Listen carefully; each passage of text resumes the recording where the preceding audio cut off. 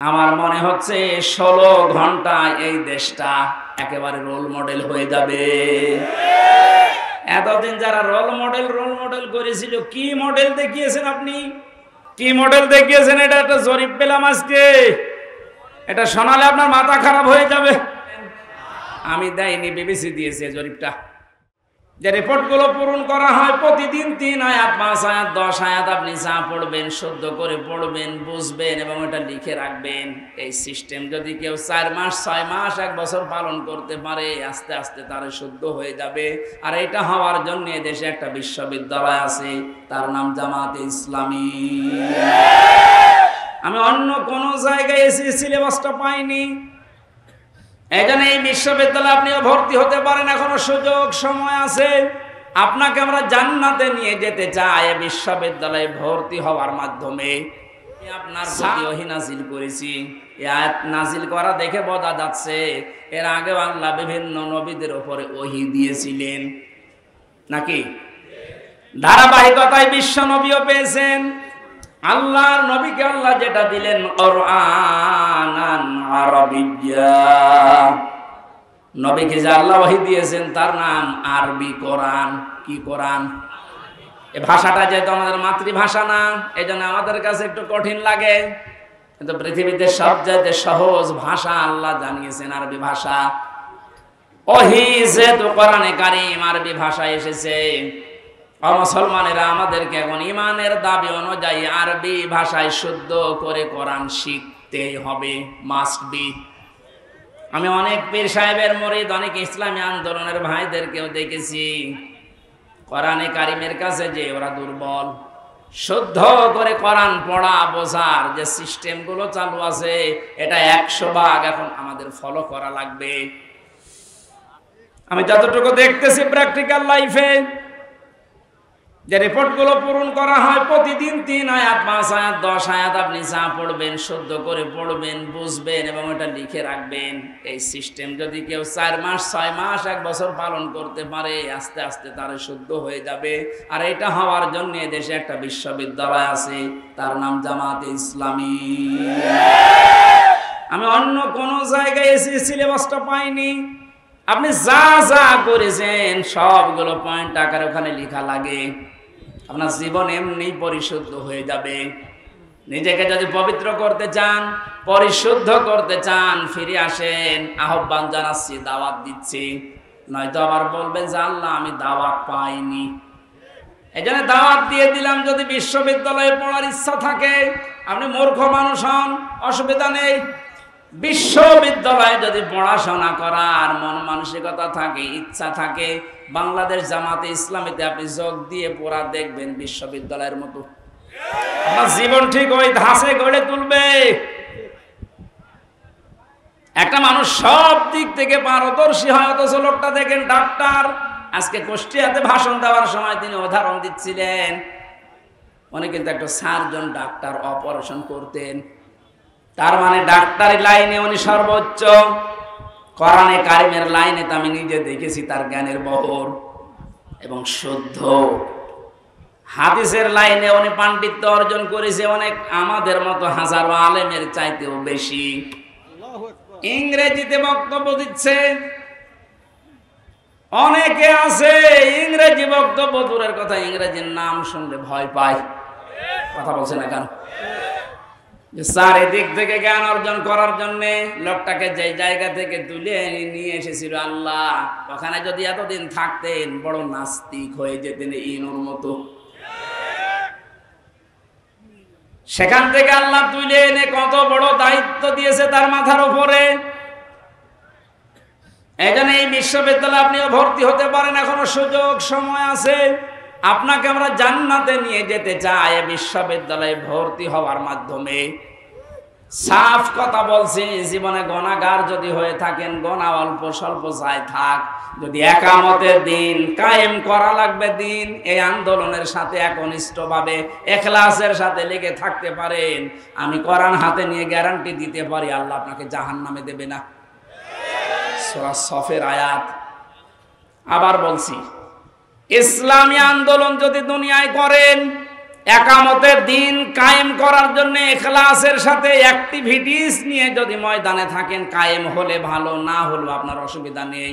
আপনাকে আল্লাহ জাহান্নামে দেবে না, হ্যাঁ জান্নাতেও দেবে না কয়েকটা কারণে। তার ভেতরে এক নাম্বার, আপনি যদি মা বাবার সাথে বিয়াদবি করে থাকেন জান্নাত পাবেন না। আর এই বিশ্ববিদ্যালয়ে আসলে মা বাবার সাথে বিয়াদবি করার কোনো রাস্তা খোলা নেই। সবগুলো একেবারে ট্রেনিং দিয়ে দিয়ে ওই পর্যায়ে নিয়ে যাওয়া হয়। মানুষের মতো মানুষ হওয়ার জন্যে, দেশ প্রেমিক মানুষ হওয়ার জন্যে এই দেশে ওপেন বলছি, ইসলামী ছাত্র শিবির ছাড়া কোনো রাস্তা খোলা নেই।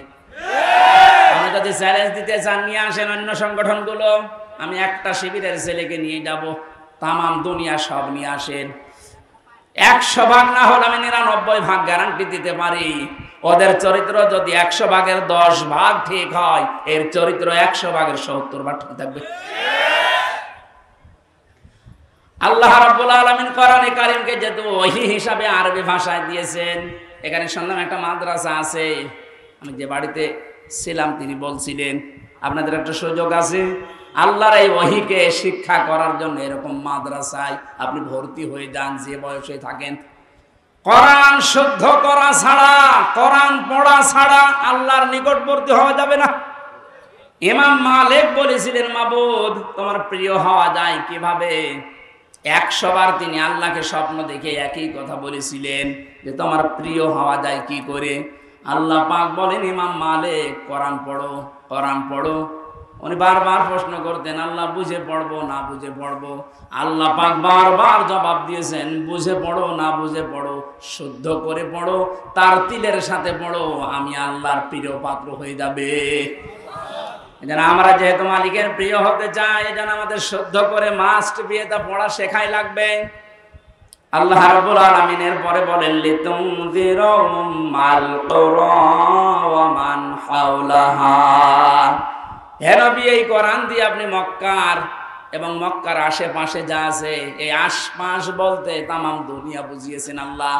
তাফসীর ইবনে কাসিরে লিখেছে, ওমান হাওলাহা মানে সমগ্র পৃথিবী। সুতরাং এখন নবী নেই, উনি থাকলে এই কাজটা করতেন। সৌদি আরব থেকে বাংলাদেশে এসে আপনাদেরকে সতর্ক করতেন। এই সতর্ক বাণী পড়া কোরআন শরীফে আছে 500টা। কয়টা? সবচাইতে বেশি যে বিষয়টা দিয়ে মানুষ সতর্ক হতে পারে তার নাম কিয়ামত। কারণ এইটার জবাবদিহিতা যতদিন পর্যন্ত আপনি উপলব্ধি করতে না পাবেন যে কিয়ামত হবে, আল্লাহ বলেন না তুনজিরা ইয়াউমাল জামিউ লা রাইবা ফি, ওই দিন সম্পর্কে সতর্ক করো যেদিন সম্পর্কে কোনো সন্দেহ নেই, সন্দেহের অবকাশ পর্যন্ত নেই। মানুষের জীবন পরিচ্ছন্ন হওয়ার জন্য 8টা মাধ্যম আছে, তার 1 নাম্বার মাধ্যম এইটা যে যত বেশি জবাব দিতে হবে, আল্লাহর দরবারে দাঁড়াতে হবে, এরকম টেন্ডেন্সি যত বেশি তৈরি করবে তার জীবন তত বেশি পরিচ্ছন্ন হবে। খলিফাতুল মুসলিমিন হযরত আবু বকর সিদ্দিক রাদিয়াল্লাহু তাআলা আনহুকে তার স্ত্রী উম্মে রোমানা ডাক দিয়ে বললেন, স্বামী আমার, বাইতুল মালে যিনি দায়িত্বে আছে খাজানচিতে, অর্থমন্ত্রীকে আপনি বলেন আগামী মাস থেকে যেন আগামী মাসের যে বেতন আছে ওটা যেন অ্যাডভান্স আমাদেরকে দিয়ে দেয়। উনি বললেন, কেন? ছেলে আপনার পায়েস খেতে চেয়েছে, পায়েসের টাকা আমাদের কাছে নেই। চলে গেলেন বাইতুল মালে, ডাক দিয়ে বললেন আমার কিছু টাকা পয়সা লাগবে, যেহেতু এ মাসের টাকা আমি নিয়ে নিয়েছি, আগাম মাসের টাকা আমার অ্যাডভান্স দিয়ে দেন। বাইতুল মালে যিনি দায়িত্বে ছিলেন তিনি ওই রকমই তেল মারা মানুষ না। তিনি ডাক দিয়ে বললেন, খলিফা টাকা আমি আপনাকে আগাম মাসের দিতে পারি, আপনি আগামী মাস পর্যন্ত বেঁচে থাকবেন, ওইটা লিখে দেন। উনি বলছে টাকা আমার লাগবে না। বাড়িতে যে স্ত্রীকে বলছে, স্ত্রী আমি পারলাম না, আমাকে এই কথা শুনিয়েছে। স্ত্রী ধৈর্যশীল ছিলেন, ধৈর্যশীলা বললেন ঠিক আছে, আপনি যখন পারলেন না, যেভাবে চলছে সংসার চলতে দেন। 15 দিন পর তিনি পায়েস রান্না করে দিয়েছে। হযরতে আবু বকর বললেন, স্ত্রী পেলে কোথায়? আপনাকে বলেছিলাম, আপনি তো অপারগতা প্রকাশ করলেন, আপনি পারেননি। আমি প্রতিদিন 1 মোট 1.5 মোট করে তুলে রাখতাম এই আটা চাউল, যাই বলেন। এই 15 দিন তুলতে তুলতে প্রায় 2 কেজি হয়ে গেছে। ওটা পাশের বাড়িতে বিক্রি করে আমি আজকে এই পায়েসের ব্যবস্থা করেছি, কোনো উল্টাপাল্টা কাজ করিনি। উনি বললেন ঠিক আছে সন্তান আব্দুল্লাহ ভালো করে খাও। দৌড় দিয়ে চলে গেলেন বাইতুল মালের খাজানসির কাছে, বললেন বাইতুল মালের দায়িত্বে আছো, অর্থমন্ত্রী আগামী মাস থেকে আমার বেতন যদি 12,000 টাকা দিতে থাকো তো 2,000 টাকা কম দিও। কেন? কারণ 10,000 টাকা হলেও আমার সংসার চলে, এটা আমি দেখেছি। আমার মনে হচ্ছে এই যে কিয়ামতের জবাব দিতে হবে টেন্ডেন্সি তার ভেতরে কোন পর্যায়ে ছিল আপনি বলেন। আর 1628 জন মানুষ দায়িত্বে আছে, দায়িত্বে যে সরকার আছে থাক, এর এই 1628 জন মানুষ শুধু এখন যদি আবু বকরের মতো এই চিন্তা নিয়ে দেশটা চালায়, আমার মনে হচ্ছে 16 ঘন্টায় এই দেশটা একেবারে রোল মডেল হয়ে যাবে। এতদিন যারা রোল মডেল করেছিল, কি মডেল দেখিয়েছেন আপনি? কি মডেল দেখিয়েছেন? এটা একটা জরিপ পেলাম আজকে, এটা শোনালে আপনার মাথা খারাপ হয়ে যাবে। অবশ্যই চাক 2009 সালে পিলখানার নির্মম হত্যাকাণ্ড, আমার সাথে 1500 জন মানুষের, তার ভেতরে আমার মনে হয় 900 মানুষকে তো আমি পরিচয় করেছিলাম বিডিআর বিদ্রোহের নাম দিয়ে। এই 14-15 বছর বেকার তারা জেল খাটতেছে, কিচ্ছু জানে না। এমনও মানুষ আছে। পঞ্চগড়ে এক মুরব্বির সাথে পরিচয় ছিল, বলছে আমি রিটায়ার্ড করবার 1 মাস পরে, অথচ 15 বছর 14 বছর আমি জেলে আছি। 2013 সালে হেফাজতের কর্মীদের শাপলা চত্বরে যে নির্মম হত্যাকাণ্ড, 2014 সালে একক নির্বাচন, 2018 সালে কোটা আন্দোলনকারীদের নির্মম নির্যাতন, 2018 সালে নিরাপদ সড়ক আন্দোলনকারীদের নির্মম নির্যাতন, 2018 সালের নির্বাচনী গায়েবী ভোট, বিরোধী দলীয় নেতা কর্মীকে গুম, খুন, হত্যা এবং আয়নাঘর, 11 লক্ষ কোটি টাকা বিদেশে পাচার, তার ভেতরে এক দরবেশী 36,000 কোটি টাকা, এটা 11 লক্ষ কোটি। দলীয় প্রয়োজনে পুলিশকে ব্যবহার, বাক স্বাধীনতা কেড়ে নেওয়া, সর্বশেষ 2024 সালে কোটা আন্দোলনের নামে গণহত্যা। এর একটা অস্বীকার করতে পারবেন? আমি দেয়নি, বিবিসি দিয়েছে জরিপটা।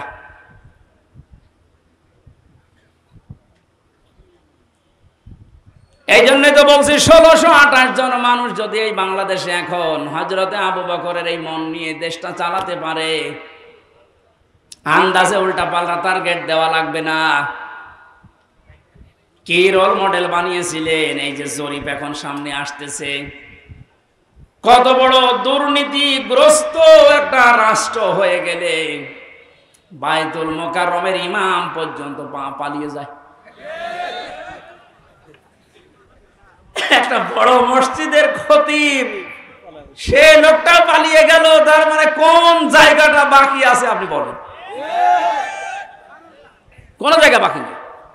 একটা মসজিদের খতিব যদি পালিয়ে যায়, আসলটা তো পালিয়েছে, মসজিদের খতিব পালিয়েছে, তার মানে তামাম দুনিয়া দেখেছে যে আপনি কোন পর্যায়ে দুর্নীতিকে নিয়ে গিয়েছিলেন। আর রোল মডেল বানিয়েছেন বাংলাদেশকে। রোল মডেল হবে হযরতে আবু বকরের চিন্তা নিয়ে আসেন যে আমার 8,000 10,000 টাকা হলে মাস চলে যায়। অর্থমন্ত্রী এই আয়োজনে যদি খুশি হয়ে সওয়াব দিয়ে থাকো, আমাদের নবীজির রওজায় পৌঁছিয়ে দাও। তামাম দুনিয়ার মাঠের নিচে যত মানুষ ঘুমিয়ে গেল আল্লাহ মাফ করে দাও। যে সমস্ত শহীদদের আত্মার মাগফিরাত এবং অসুস্থ মানুষদের সুস্থতায় কামনায় এই মাহফিলের আয়োজন, আল্লাহ তুমি সব দেখতে পাচ্ছ, সব শুনতে পাচ্ছ, ওদেরকে তুমি শাহাদাতের উচ্চ মর্যাদা দান করো। আহতদের তুমি শেফায়ে কামেলা আজরা নসিব করে দাও। এই বাংলাদেশে আমরা স্বপ্ন দেখি কোরআন দিয়ে চলবে, আল্লাহ আমাদের কোনো স্বপ্ন নেই। এটা আমাদের রাজনীতিও না, এটা তোমার নীতি। যেহেতু তুমি জানিয়েছো কোরআনে কারিম দিয়েছি রাষ্ট্র চালাতে, আমরা এটা চাই তুমি চোখে দেখার তৌফিক দাও। যা করা লাগে আমরা তোমার হাতে দিলাম। আল্লাহুম্মা ইন্না নাজআলুকা ফি নুহুরিহিম ওয়া নাউযু বিকা মিন শুরুরিহিম। মুসাফির অবস্থায় আছি, অসুস্থ অবস্থায় আছি, মাজলুম অবস্থায় আছি, আল্লাহ তুমি আমাদের মোনাজাত কবুল করো। জীবনে কিচ্ছু চাই না আমাদের নিজেদের জন্য, শুধু এইটা চর্ম চোখে দেখতে চাই যে কোরআন দিয়ে দেশটা চলছে। মা বোনেরা পর্দায় আছে, পর্দায় থাকার তৌফিক দাও। আল্লাহ তাআলা আমার স্ত্রী অসুস্থ, আমি দোয়া চাই মেহেরবানি করে তাকে তুমি শেফায়ে কামিলা আজরা নসিব করে দাও। আমাদের সন্তানাদিগুলোকে তুমি নেককার বানাও। আগামীতে এলাকায় কোরআনের আলোচনার কারণে আল্লাহ তাআলা যত আলোচনা হচ্ছে হবে, আমাদেরকে তুমি হেদায়েতের জরিয়া বানিয়ে দাও। মাটির নিচে যত মানুষ আছে এলাকায়, প্রত্যেককে কবরে তুমি জান্নাত দান করো। আল্লাহ শেষ কথা বলি, জালেমদেরকে কিয়ামতের আগে তুমি আর চেয়ারে বসিও না। বারাকাল্লাহু লানা ওয়া লাকুম ফিল কোরআনিল আযীম। মরণ আসলেই যেন বলতে পারি লা ইলাহা ইল্লাল্লাহু মুহাম্মাদুর রাসূলুল্লাহ। যেখানে যে বইগুলো লিখেছিলাম আমরা অনেকে বই নিয়েছেন। মেয়েদের জন্য আজকে নতুন 2টা বই আছে।